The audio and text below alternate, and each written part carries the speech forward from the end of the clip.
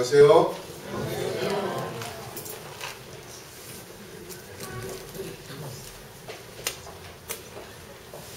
이 시간에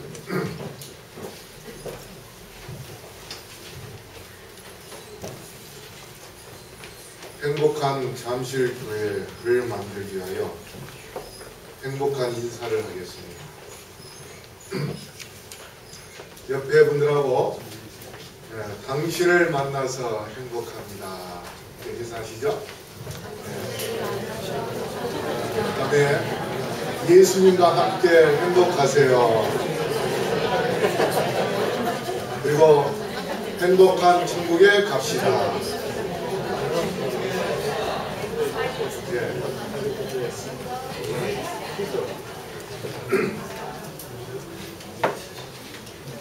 인사하니까 좋지요?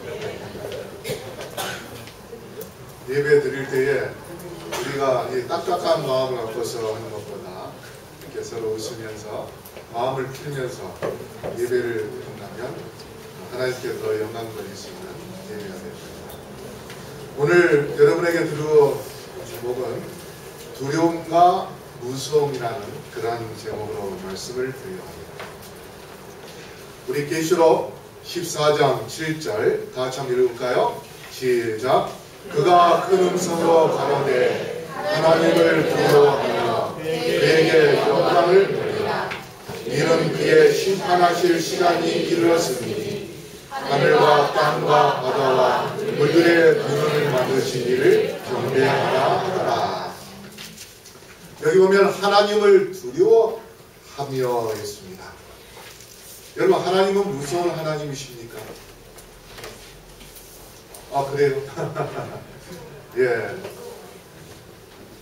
요한일서 4장 8절에 하나님은 뭐라고 했습니까?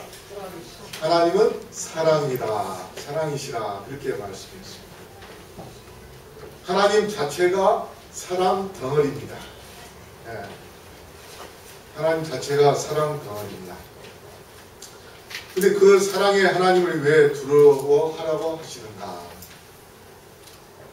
하나님을 두려워한다는 게 어떤 의미인가?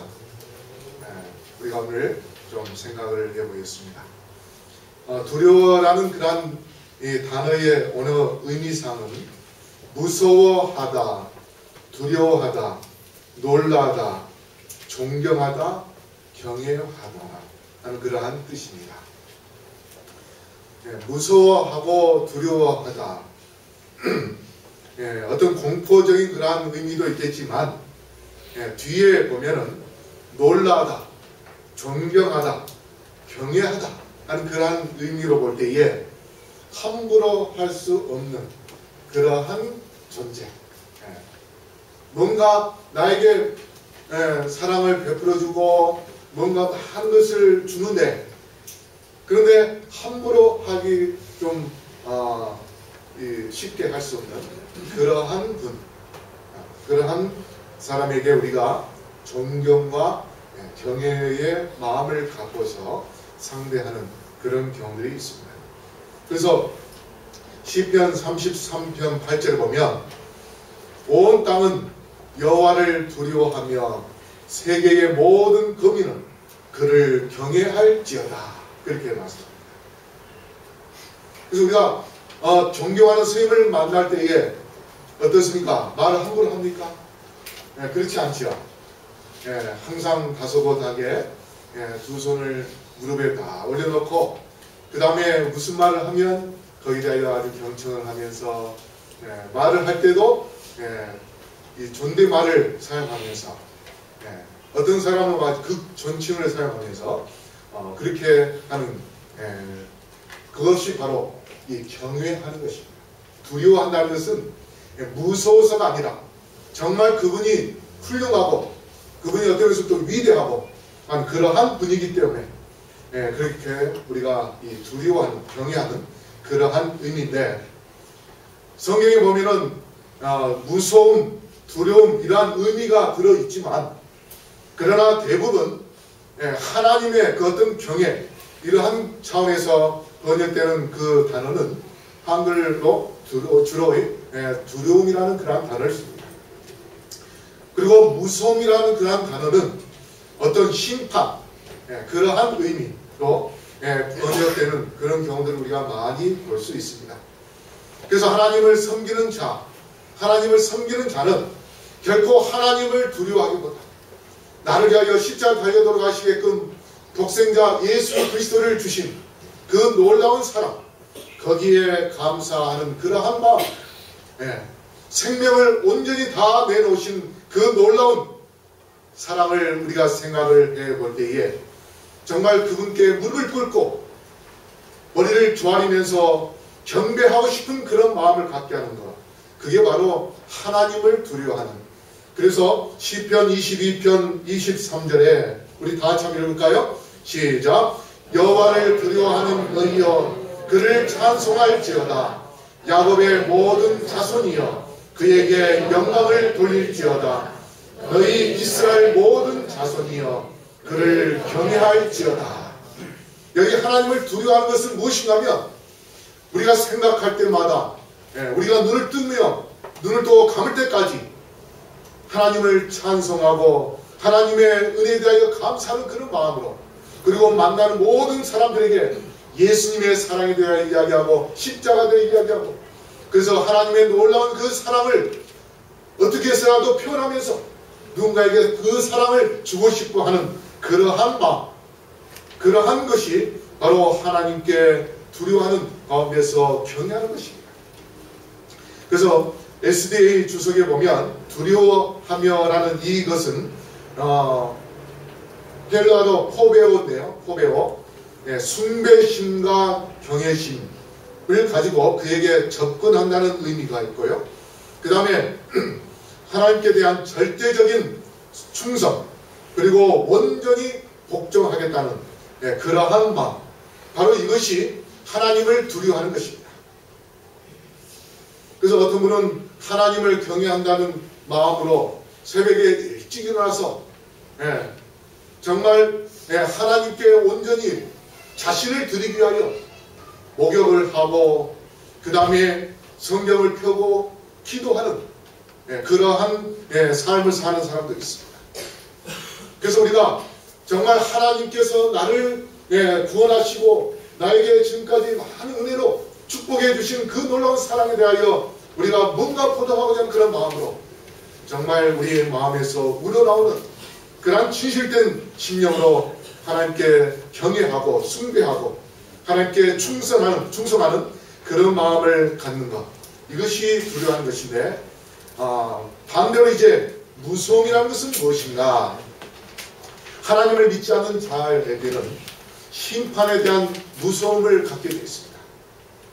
그래서 우리가 하나님께 욕을 한다든가 또 교회를 가자는데 반대한다든가 그렇게 하는데 뭔가 어떤 사고가 일어났을 때에 우리의 마음속에 선뜻 내가 지난번에 그렇게 해서 이러한 일을 당하고 있는 거 아닌가 하는 그러한 두려운 마음을, 무서운 마음을 갖게 될 것입니다.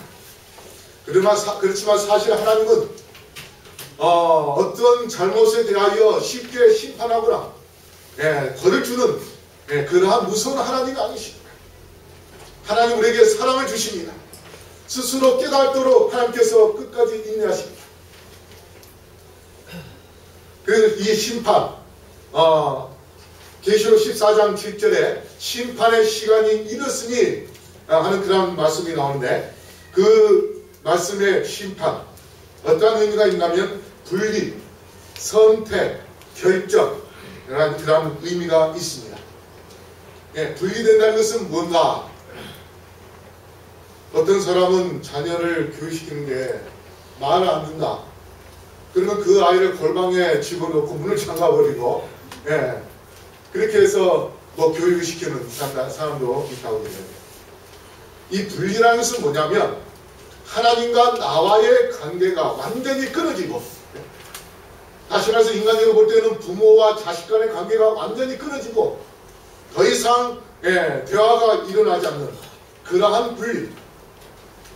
그 다음에 그러한 것을 스스로 우리 인간이 선택을 하는 것입니다. 사실 하나님께서 우리를 하여금 너는 구원받을 자, 구원받지 못할 자로 그렇게 우리를 예정하거나 그렇게 하시는 분이 아닙니다. 근데 일반적으로 장로교회 칼빈은 예정론을 주장을 하면서 사람이 태어날 때부터 하나님께서 이미 그의 운명을 결정해 놓은 것처럼 그렇게 이야기하는데 결코 그렇지 않습니다. 하나님은 누구에게나 이 세상에 태어날 모든 인류가 다 구원받기를 원하십니다. 그런데 하나님의 사랑을 알지 못하고 하나님께로부터 떠나거나 하나님을 믿지 않는 것, 이것은 본인의 의지와 본인의 선택인 것입니다. 그래서 이 심판은 본인이 선택한 그 결과 이루어지는 것이 바로 심판인 것입니다. 그래서 우리의 선택이 하나님을 경외할 것인지 아니면 심판을 받을 것인지 이것은 우리의 선택에 달려있는데 잠언 10장 24절 보면 악인에게는 그의 두려워하는 것이 임하거니와 의인은 그 원하는 것이 이루어지느니라. 요새 이 죄를 범하고서 사람들이 죄를 범하면 오늘날 발각되지 않으면은 이게 정당한구나 이제 그렇게 생각하는 사람들이 많이 있습니다. 그리고 요새는 이 지능적으로 또 죄를 많이 짓기 때문에 웬만해서 이 범죄자가 잘 잡히지 않는 그런 경우들이 있습니다. 하지만 최근에 이렇게 보니까 뉴스에 보면은 옛날에 죄를 지었다가 성범죄 했다가 도둑질을 해서 잡혔는데 그 사람이 어떻게 뭘 만진데 손에서 나오는 그 DNA로 인하여서 그걸로 옛날 10년 전에 성범죄해서 DNA로 채취했던 그걸 보유하고 있었던 거기에 딱 맞게 드러나가지고 그 당시에 죄가 발각되는 그런 경우를 가끔 보게 됩니다. 하나님께서는 우리에게 사랑을 주시고 은혜를 베풀어 주시기를 원하시지만 우리가 죄를 범함으로 인하여서 사실 고통과 어떤 어려움을 겪는 것은 우리의 스스로의 그런 잘못된 생활, 잘못된 그런 삶, 그 결과로 그러한 고통과 그러한 어려움이 오게 되는 경우가 참으로 많이 있습니다.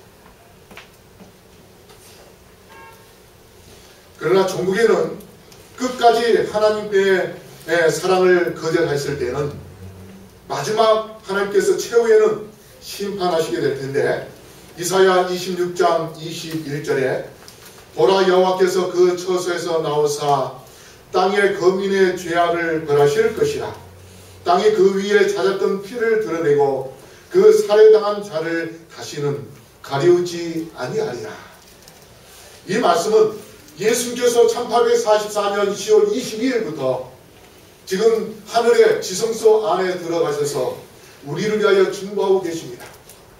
그래서 예수님이 지성소 안에 계시는 동안 우리가 정말 하나님께 회개하고 하나님께 우리의 모든 것을 드리면서 나아간다면 우리는 예수님의 그 보혈의 피에 의하여 우리의 죄를 다 씻음을 받고 그 다음에 용서함을 받는 가운데서 구원의 축복을 받게 될 것입니다. 그래서 그 지성소 안에 계시는 동안 우리가 정말 철저하게 회개하고 우리의 모든 마음을 주님께 드리면 우리 예수님께서 2000년 전에 나를 위하여 십자가 달려들어가신 그 놀라운 사실을 아버지께 말씀하시면서 아버지여 나의 피하며 우리의 그 회개한 죄를 다 용서해 달라고 그렇게 충고하십니다. 그래서 지금 지성소 안에 계실 때까지 성령이 우리와 함께하고 우리에게 회개하게 하고 우리를 아주 끊임없이 양심의 소리를 듣게 하는 그러한 섭리로 인도하십니다. 만약에 그것을 거절했을 때는 이제 예수님께서 지성소에서 마지막 최후에 선언하기를 계시록 22장 11절에 불의한 자는 그대로 불의하고 또 어려운 자는 그대로 어려울 것이라고 그렇게 선언을 하십니다. 그 선언이 끝나고 난 다음에는 이제 악한 자들은 이 세상에서 죽고 그 다음에 예수님을 잘 믿는 자는 하늘에 들어가는 그런 놀라운 축복을 경험하게 됩니다. 그래서 오늘 우리가 이 마지막 때에 살면서 어떠한 마음으로 하나님께 나아가야 될지 오늘 4명의 성경에 나오는 인물을 통해서 우리가 좀 생각을 해보겠습니다. 두려움과 무서움의 대조 인물, 첫째는 다윗과 사울, 그 다음에 두 번째는 베드로와 유다에 대해서 우리가 생각을 해보겠는데요. 다윗은 하나님께 두려운 마음을 갖는데요. 사무엘상 24장 5절부터 10절을 보면 그리한 후에 사울의 옷자라 뱀을 인하여 다윗의 마음이 찔려 자기 사람들에게 이르되 내가 손을 들어 여호와의 기름 부음을 받은 내 주를 치는 것은 여호와의 금하시는 것이니 그는 여호와의 기름 부음을 받은 자가 됨이니라 하고 다윗이 아비새에게 이르되 이것은 또 다른 장면입니다. 이르되 죽이지 말라. 누구든지 손을 들어 여호와의 기름 부음을 받은 자를 치면 죄가 없겠느냐. 또 가로되 여호와께서 사시거니와 여호와께서 그를 치시리니 혹 죽을 날이 이르거나 혹 전장에 들어가서 망하리라. 오늘 이 성경책에는 두 가지 사건이 나오는데 사울 왕이 누구를 시기하냐면 다윗을 시기합니다.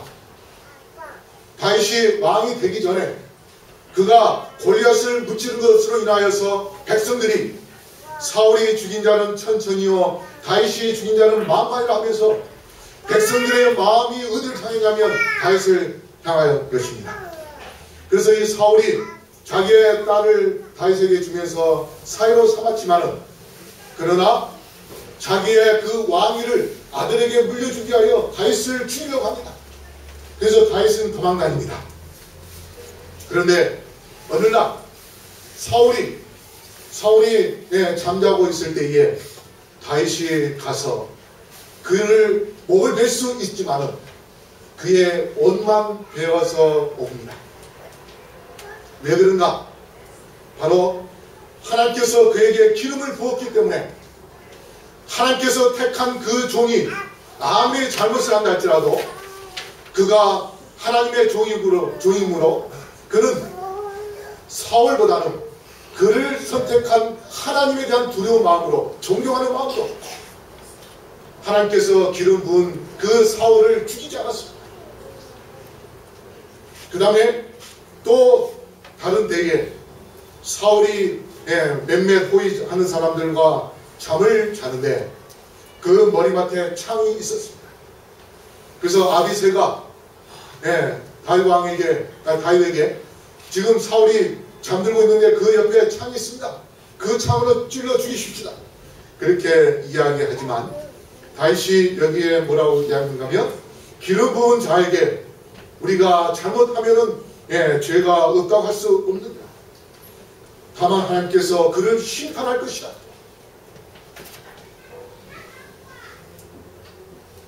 그래서 다윗은 하나님께서 택하셔서 기름 부은 자를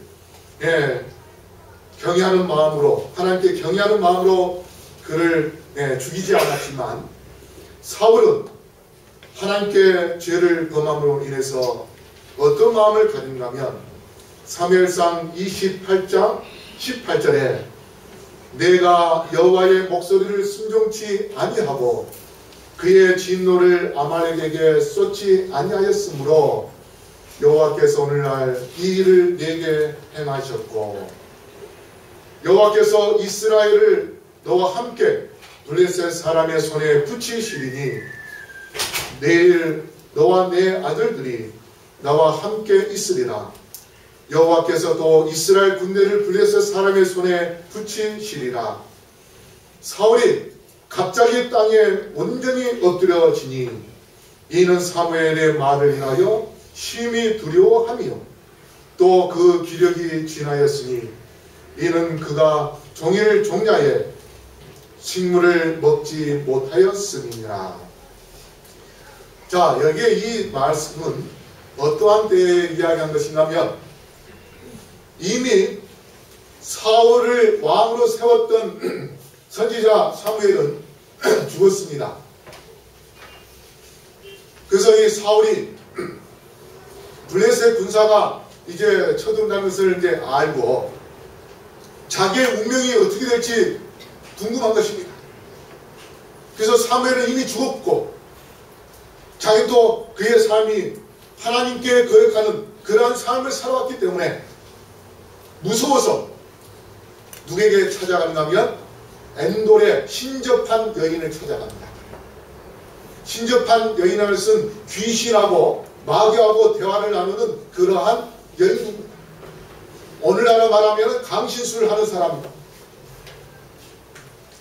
그런데 사울이 초창기에는 그러한 신접한 사람들을 다 죽이라고 그렇게 했었습니다.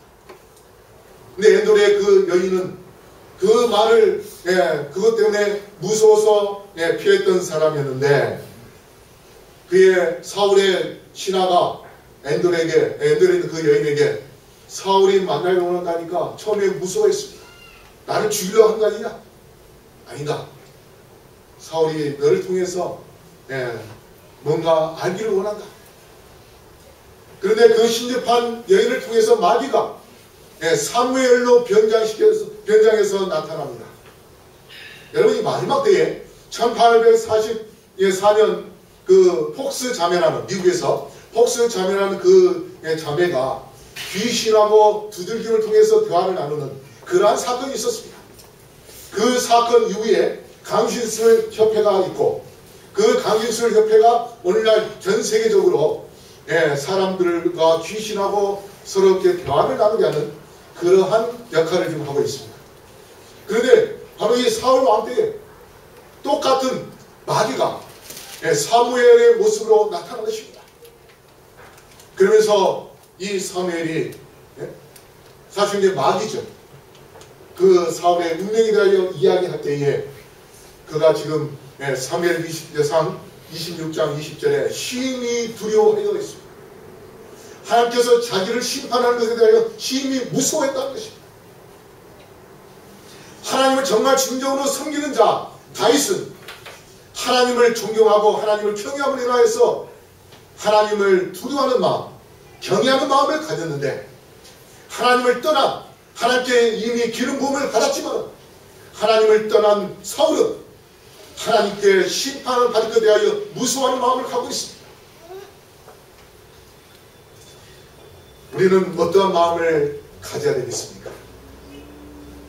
하나님에 대한 무서운 마음을 갖는 그러한 불쌍한 존재가 되겠습니까? 아니면 하나님을 두려워하는, 경외하는 그러한 자가 되겠습니까?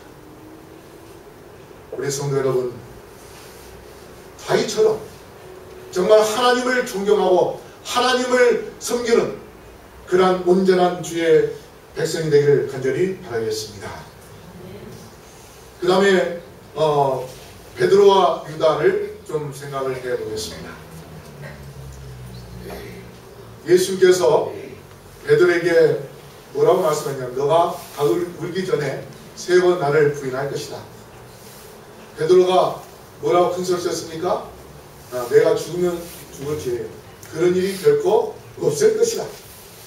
그렇지만 마태복음 26장 73절에 조금 후에 곁에 섰던 사람들이 나와 베드로에게 이르되 너도 진실로 그 당이라 내 말소리가 너를 표명한다 하거늘 저가 누굴까요? 베드로입니다. 저가 저주하며 맹세하여 가로되 내가 그 사람을 알지 못하노라 하니 닭이 곧 울더라. 자, 결코 부인하지 않겠다고 큰 소리 쳤던 이 베드로가 부인만 한 것이 아니라 뭡니까? 뭐까지 했어요? 예수님께 저주까지 했습니다. 반대로 유다는 어떻게 했습니까? 26장 14절에 그 때에 12 중에 하나인 가룟 유다가 하는 자가 대제사장들에게 가서 말하되 내가 예수를 너희에게 넘겨주리니 얼마나 주려느냐 하니 그들이 은 30을 달아 주거늘 저가 그때부터 예수를 넘겨줄 기회를 찾더라. 자, 예수님의 제자 12명 중에 한 명은 예수를 부인하는 저주하는 그런 제자요, 또 한 명은 예수님을 판 제자가 됩니다. 그런데 이미 닭이 울 때, 울기 전에 예수님께서 그 베드로를 바라봅니다. 마태복음 26장 75절에 이에 베드로가 예수님의 말씀에 닭 울기 전에 내가 3번 나를 부인하리라 하시니 생각나서 밖에 나가서 심히 통곡하니라. 그가 부인을 하고 난 다음에 닭이 울고 그 다음에 예수님께서 베드로를 쳐다봅니다. 그래서 이 베드로가 예수님의 말씀이 생각나서 그가 밖에 나가서 심히 통곡합니다. 그래서 시대소망 712쪽에 보면 베드로가 한 번 더 주님을 바라보았을 때 그는 한 괘씸한 손이 주님의 얼굴을 치는 것을 보았다. 그 장면을 보고 더 이상 참을 수 없어서 그는 비통한 마음으로 재판장에서 뛰쳐나왔다. 베드로는 홀로 외로이 어두운 곳을 헤치고 나아갔다. 자, 예수님께서 신문을 받고 있을 때에 한 어떤 손이 괘씸한 손이라 했습니다. 예수님의 얼굴을 따귀를 쳤습니다. 자기의 스승이 그렇게 따귀를 맞고 있는 그 장면을 보고 이 베드로가 비통한 마음을 가졌습니다. 사실 자기가 예수님을 저주하면서까지 부인하는 그 자체가 어떤 면에서 보면 손으로 예수님의 따귀를 때는 그 사람보다 더 나쁜 죄를 범한 것입니다. 그래서 이 베드로가 홀로 외로이 어디를 향하면 겟세마네 동산으로 향했습니다. 바로 몇 시간 전에 예수님과 함께 기도했던 그 겟세마네 동산. 사실 기도했던 것보다는 예수님이 피와 땀이 나도록 그렇게 간절히 기도했지만 그 옆에서 쿨쿨 잠을 잤던 베드로, 이제 그는 똑같은 예수님과 같은 그런 심정으로 겟세마네 동산에서 회개의 기도를 합니다. 예수님께서는 아버지여 할 수만 있으면 이 잔을 내게서 떠나게 하옵소서 그렇게 기도를 했습니다. 그러나 나의 원대로 마옵시고 아버지의 원대로 하옵소서. 그 잔은 결코 떠나지 않았습니다. 예수님은 그 잔을 마시는 것은 어떠한 죄인이라도 다 용서해 주시겠다는 그러한 사랑의 마음으로 그 잔을 마십니다. 결국 그것은 예수님께서 십자가에 달려 돌아가신 것입니다. 그런데 이 베드로, 바로 예수님의 그 사랑을 깨닫고 겟세마네 동산에서 회개합니다. 하지만 반대로 유다는 어떻게 하는가? 마태복음 27장 5절에 유다가 은을 성소에 던져 넣고 물러가서 스스로 목매어 죽은지라. 여러분, 하나님께서 죽인 겁니까? 누가 죽인 겁니까? 자기 스스로가 죽인 겁니다. 하나님께로부터 분리되면, 하나님께로부터 죄를 범하면 하나님은 우리에게 끊임없이 사랑을 주지만 하나님을 온전한 믿는 믿음의 마음을 가질 때는 그 회개의 마음을 회개하게 되지만, 그러나 잘못을 짓고 죄를 범한 자는 하나님에 대하여 믿음을 갖지 않을 때는 무서운 마음을 갖게 되고, 그 무서운 마음에 의하여 결국 이 유다처럼 스스로 목을 베어 죽는 그러한 불쌍한 결과를 가져오게 된 것입니다. 결국 그가 어떻게 되는가? 사도행전 1장 16절에 형제들아 성령이 다윗의 입을 의탁하사 예수 잡는 자들을 지로한 유다를 가리켜 미리 말씀하신 성령이 임하였으니 마땅하다. 이 사람이 불의의 삭스로 밭을 사고 후에 몸이 곤박질하여 배가 터져 창자가 다 흘러나온지라. 유다는 어떤 마음을 가진가? 시대의 소망 722쪽이요. 예수님은 유다가 회개하지 않았고 그의 자복 역시 그가 흠없는 하나님의 아들을 팔고 이스라엘의 거룩한 자를 부인한 일에 대한 마음 찢는 깊은 슬픔을 느낀 데서 나온 것이 아니라 정죄에 대한 공포심과 장차 받을 심판에 대한 두려움으로 마음의 가책을 받아 어쩔 수 없이 한 것임을 아셨다. 여러분, 하나님을 믿는 자는 하나님에 대하여 정말 사랑과 은혜를 깨달았을 때에 경외하는 심정으로 두려운 마음을 갖지만 하나님께 죄를 범한 자는 하나님에 대한 무서운 마음을 갖는 이러한 차이. 시대 소망 382쪽에 지금 우리의 마음속에 이렇게 지금 말씀하고 계십니다. 구주의 사랑은 그에게 희망을 주었고 참담한 경험을 안전하게 통과하도록 해 주었다. 우리도 마찬가지다. 아무리 어두운 시간일지라도 범민과 패배의 경험이 아무리 고통스러울지라도 예수의 사랑의 빛이 힘을 주지 못하거나 구원할 수 없는 경우는 없다. 아멘이십니까? 우리가 어떠한 죄를 범하고 어떠한 참담한 그런 경험을 한다 할지라도 우리가 예수님께 회개한다면 결코 이 세상에서 용서받지 못할 자가 없을 것이라고 구원받지 못할 자가 없을 것이라고 그렇게 말씀할 것입니다. 그래서 우리는 베드로처럼 예수님의 그늘 아래 머무면서 정말 예수님의 사랑을 깨닫고 진정으로 회개하는 자가 되기를 바라겠습니다. 그러나 유다처럼 예수님을 무서워하는 그러한 불쌍한 자가 되지 않기를 바라겠습니다. 여러분, 침례 요한이 예수님께서 이 땅에 오셨을 때에 이제 예수님에 대하여 나타내기 위하여 마태복음 3장 1절 2절에 그때에 침례 요한이 이르러 유대 광야에서 전파하여 가로되 회개하라 천국이 가까웠느니라 하였으니, 침례 요한이 초림한 예수님을 준비시킨 데 있어서 제일 먼저 하는 것이 뭐냐면 회개하라 천국이 가깝다고 그렇게 말씀하십니다. 그렇다면 예수님의 재림 전에 우리가 또 마지막 때에 해야 할 예수님의 재림을 준비해야 할 것이 있다면 그것은 뭔가면 바로 회개하는 것입니다. 여러분, 오늘날 주여 주여 하며 예수님을 믿는 사람들이 참으로 많이 있습니다. 기독교인들, 그 다음에 천주교인들도 예수님을 믿습니다. 그 다음에 이슬람 교인도 하나님을 믿습니다. 그 다음에 유대교도 하나님을 믿습니다. 어떤 면에서 그 숫자가 전 세계에 절반 이상이 될 수 있을 것입니다.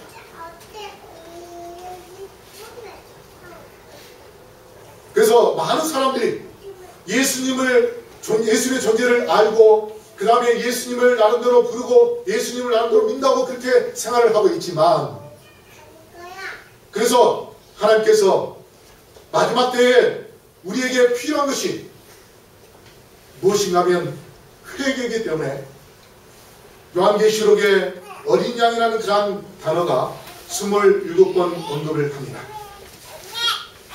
반면에 십자가는 한 번 언급한 것입니다. 그 십자가 언급한 그것도 단지 예수님께서 이 땅에 오셔서 비참하게 죽는 그 장면에 대해 설명할 때에 언급한 것입니다. 마지막 예수님의 재림 전에 살고 있는 우리에게 주신 계시록의 그 기회 속에 어린 양이 계속해서 반복된 이유가 뭔가 하면 십자가를 통해서 구원을 받는 것도 중요하지만 오늘날 많은 사람들이 주여 주여 하고 있지만, 그러나 제일 중요한 것은 회개이기 때문에 그 회개를 촉구하게 하여 성소에서 어린 양의 피를 통하여 구원을 받을 수 있는 그러한 성경의 그 역사를 계시를 통해서 보여주시면서 우리에게 어린 양 되시는 예수님을 의지하여 나아가 회개하도록 하기 위해서 장마다 매 장마다 어린 양에 대하여 언급하고 있습니다. 그러므로 우리 성도 여러분, 지금 심판의 시간이 이르렀습니다. 침례 요한이 천국에 가까웠다고 이야기한 것처럼 그 천국은 이미 그 자리에 예수님께서 와 계신 것처럼 심판의 시간이 이르렀다는 이 말씀의 의미는 이미 지금 우리는 심판의 시간 안에 속하고 있습니다. 왜 그런가 하면 1844년 이후부터 예수님께서 이미 심판 재림 전 심판을 하고 있기 때문에 그렇습니다. 그러면 우리가 예수님께서 이제 지성소에서 나오기 전까지 아직 우리에게 은혜의 시기가 남아있는데 이 은혜의 시기 동안 우리가 해야 할 일이 있다면 바로 어린 양 되시는 예수님의 피를 의지하여 주님께 우리의 마음을 짚고 우리의 잘못된 것을 회개하고 그래서 하나님께 용서함을 받는 그러한 주님의 백성들 되기를 바라겠습니다. 그렇게 한다면 우리는 심판의 무서움보다는 하나님께 경배하는 그런 두려움을 갖는 자가 될 것이고 결국 그것을 통하여 우리가 하나님께 영광 돌리는 그러한 사람이 될 것이네. 하이프인의 글에 보면 영광 돌리라는 그 말씀의 의미에 대하여 이렇게 말씀합니다. 우리 마지막 다 같이 한번 읽어볼까요? 시작. 여호와께 하나님께 영광을 돌린다는 것은 우리들 속에 있는 하나님의 품성을 드러내는 것이다. 이런 방법으로 그분을 세상에 알리는 것이다. 이런 방법으로 우리가 아버지와 아들을 세상에 알릴 때 우리는 하나님께 영광을 돌리는 것이다.